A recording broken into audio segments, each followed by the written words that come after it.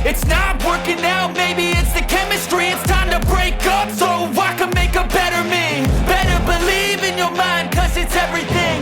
You can mold, shape, find almost anything. Lobby mahal Erick Thohir bikin pelatih-pelatih di grup B kaget. Find your identity, it's mind over everything. Ya, pelatih timnas Indonesia Sintayong menginginkan Rafael Struijk untuk bergabung lebih cepat dengan timnya di Piala AFF 2024 yang digelar pada 8 Desember hingga 5 Januari 2025. Ya, semula Struijk baru akan dilepas oleh klubnya di Australia, yaitu Brisbane, jika timnas Indonesia lolos ke semifinal AFF, di mana semifinal itu bakal berlangsung pada 26 sampai 30 Desember 2024. Belakangan, Brisbane bersedia untuk mengirimkan Struijk lebih cepat ke timnas Indonesia untuk Piala AFF pada 17 Desember 2024. Artinya, Struijk akan absen dalam 3 laga timnas Indonesia di grup B, yaitu masing-masing kontra timnas Myanmar pada 9 Desember, timnas Laos pada 3 hari berselang, dan timnas Vietnam pada 15 Desember 2024. Jelas, jika Struijk absen pada 3 laga tersebut, termasuk melawan Vietnam, itu akan merugikan Indonesia. Apalagi lawan-lawan Indonesia nanti menggunakan pool pemain senior. Maka dari itu, Sintayong menginginkan Struijk lebih cepat untuk bergabung. Ya, kemudian Sumarji pun berkoordinasi dengan Ketua PSSI Erick Thohir untuk kembali mencoba melobi klub Rafael Struijk.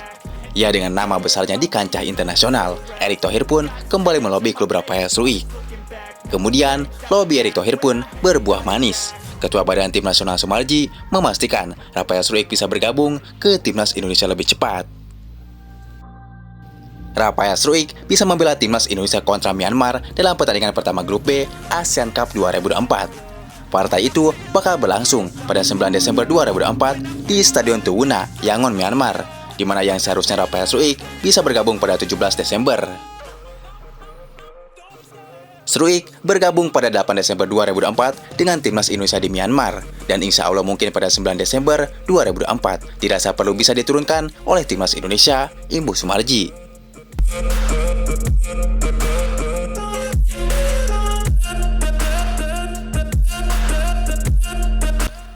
Ya, namun dibalik itu kabar Justin Hubner dan Ivar Jenner, PSSI belum menemui titik terang dari klubnya masing-masing.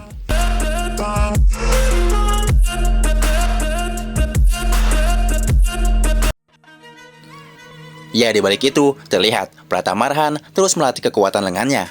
Seperti kita tahu, Arhan memiliki kelebihan yang tidak dimiliki rekan-rekannya, termasuk para rival Indonesia. Maka dari itu, lemparan jauh Arhan sangat dibutuhkan ketika Indonesia bertanding.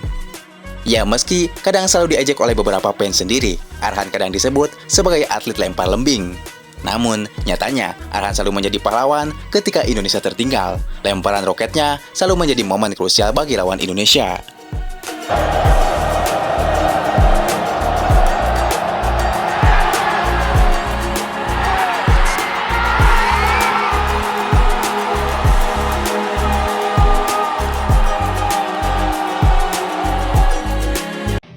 Sementara itu, di sisi lain, Sumarji mengatakan tidak ada target juara AFF tahun ini. Pasalnya PSSI dan Sintayong sepakat bahwa tim ini dipersiapkan untuk SEA Games 2025 dan hanya untuk regenerasi tim. Menurut Sumarji, apalagi yang diturunkan Sintayong adalah pemain yang sangat muda. Namun meski begitu, Sintayong akan bekerja keras untuk memberikan hasil yang terbaik untuk semua fans Garuda. Intinya bahwa untuk skuad ini adalah skuad, kita turunkan skuad muda untuk mempersiapkan SEA Games. Ya. Memang banyak yang mengkritik Indonesia karena Sintayong menurunkan tim U22. Bahkan beberapa rival seperti PSIS Vietnam, Thailand, hingga Malaysia sempat menyindir Indonesia seperti ini. Bagaimana mau masuk Piala Dunia? Juara AFF saja belum pernah, ujar para fans rival Indonesia. Ya, namun meski begitu, menurut fans Indonesia, timnas Indonesia dinilai sudah tepat memutuskan untuk mengirim tim mayoritas U22 ke Piala AFF 2024. Lebih baik skuad Garuda memilih fokus penuh di kualifikasi Piala Dunia 2026 zona Asia. Timnas Indonesia kini harus fokus mengembangkan diri di pentas Asia dan dunia, ketimbang harus fokus bersaing di ASEAN. Apalagi, kini Indonesia membuka peluang lolos ke ajang bergengsi sedunia tersebut, di mana pertandingan terakhir, skuad Garuda mampu mengalahkan Arab Saudi dengan skor 2-0 di GBK tanpa balas. Kini Indonesia berada di peringkat ketiga, di bawah Jepang dan Australia, di mana skuad Garuda hanya tertinggal 1 poin dari Australia. Tentu, untuk menyalip Australia dari posisi 2 masih terbuka lebar. Jika Indonesia mampu menyapu bersih semua sisa laga, maka Indonesia berada di peringkat 2 di bawah Jepang, dan dipastikan Indonesia akan lolos otomatis ke Piala Dunia 2026. Tentu, jika melihat tabel klasemen sementara, persaingan ketat masih terjadi, apalagi poin semua tim masih tidak terpaut jauh, kecuali timnas Jepang yang sudah mengunci peringkat 1. Untuk peringkat 2, 3, dan 4 masih berjalan ketat hingga sisa laga nanti. Ya, di laga sisa nanti, semoga pemain seperti Mick Jagger, Kevin Dix, dan kawan-kawan tidak mengalami cedera. Kemudian, untuk proses oleh Romeni, semoga cepat selesai. Tentu kita sangat membutuhkan ujung tombak yang haus gol, karena hasil menang di sisa laga sangat penting untuk skuad Garuda. Hai, Ole. Can you say hi?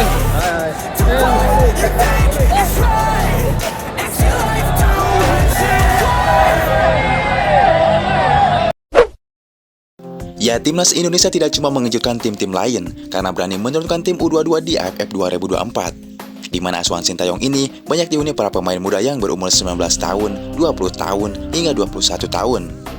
Ya, berbeda dengan semua tim lain, di mana turnamen ini adalah kompetisi paling tinggi levelnya di ASEAN.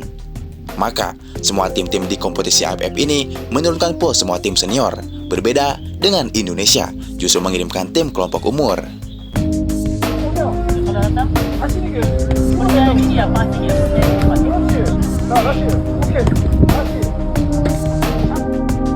Ya, meski menurunkan tim U22, namun Indonesia terus menjadi sorotan oleh semua pihak.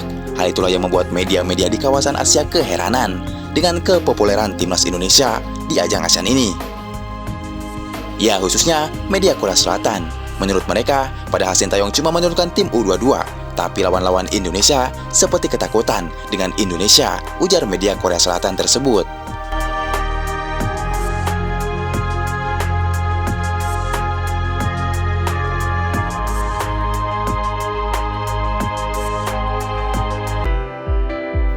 Publik Harimau Malaya terancam tidak bisa menonton AFF. Stasiun TV Malaysia tak sanggup bayar hak siar karena kemahalan. Ya, di balik itu, kabar tak sedap datang dari Malaysia, di mana salah satu stasiun televisi Malaysia, Radio Televisi Malaysia atau RTM, tidak bisa menjanjikan untuk menyiarkan Piala AFF 2024 sebab harganya sangat mahal.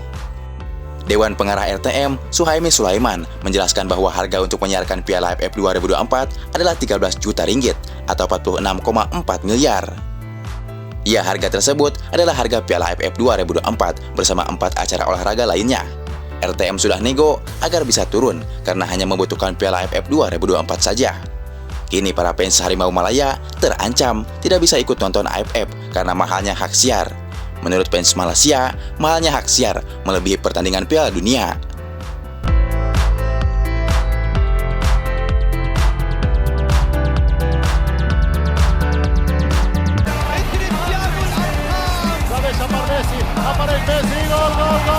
Akhirnya membuahkan hasil untuk Indonesia.